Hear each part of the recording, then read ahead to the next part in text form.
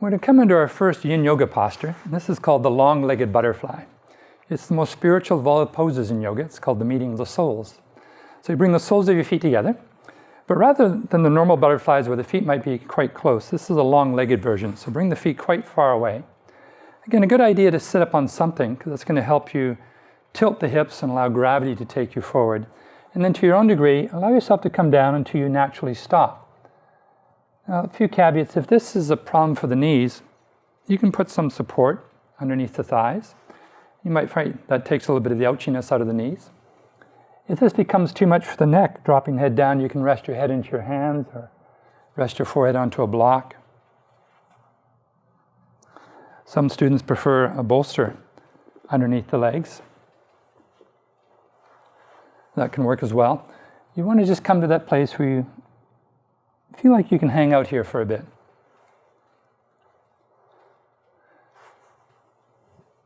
There are 3 principles in the Yin style of yoga. The first principle is called playing our edge, which simply means you come to the place where you stop, and then you wait here. You probably could pull yourself further, but that's not the point.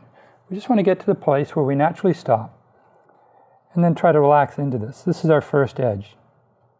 In time, you might find that the body opens, and you're invited to go a bit lower. If that happens, just go to your next edge. So in this way, we simply play the edge. Go where there's a challenge, and then stop. The second principle of the practice, once you've arrived at that edge, is to be still.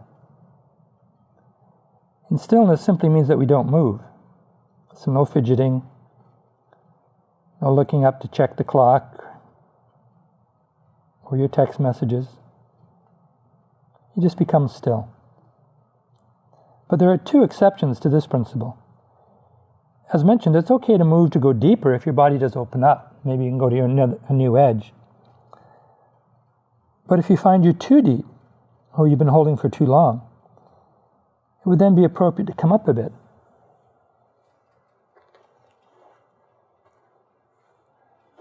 You want to be at an edge that's doable, where you can stay here. The way to know if you're too deep is something called pain. If you're experiencing pain, it's a signal from your body to stop doing what you're doing. You're on the verge of destroying tissues. Now, pain is a very subjective experience. But generally, anything that feels sharp or burning, tingly, electrical, stabbing, these are not good signs.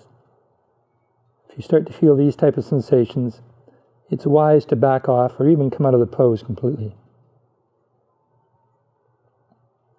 The third principle of the practice, after we've come to an edge, and after we become still, is time. And time is the magic ingredient in the Yin style of yoga in terms of the stress we place on our connective tissues. Time allows us a chance to sink into these deeper tissues, what we refer to as the yin tissues. We're going to be here for about 3 or 4 more breaths. As you stay here, notice what you're feeling.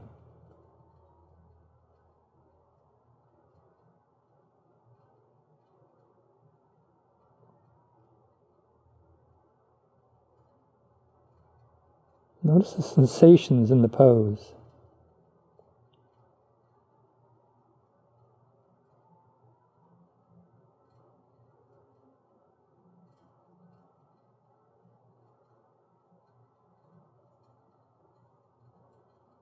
And one last breath.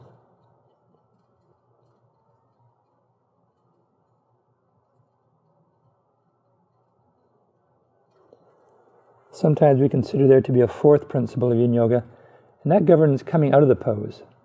We always want to come out of the pose slowly. So slowly, which means not fast, start to roll up. You can Google it if you're not sure. Slowly means not fast. When you come out of the pose, you can lean back, roll the hips away, stretch the legs out.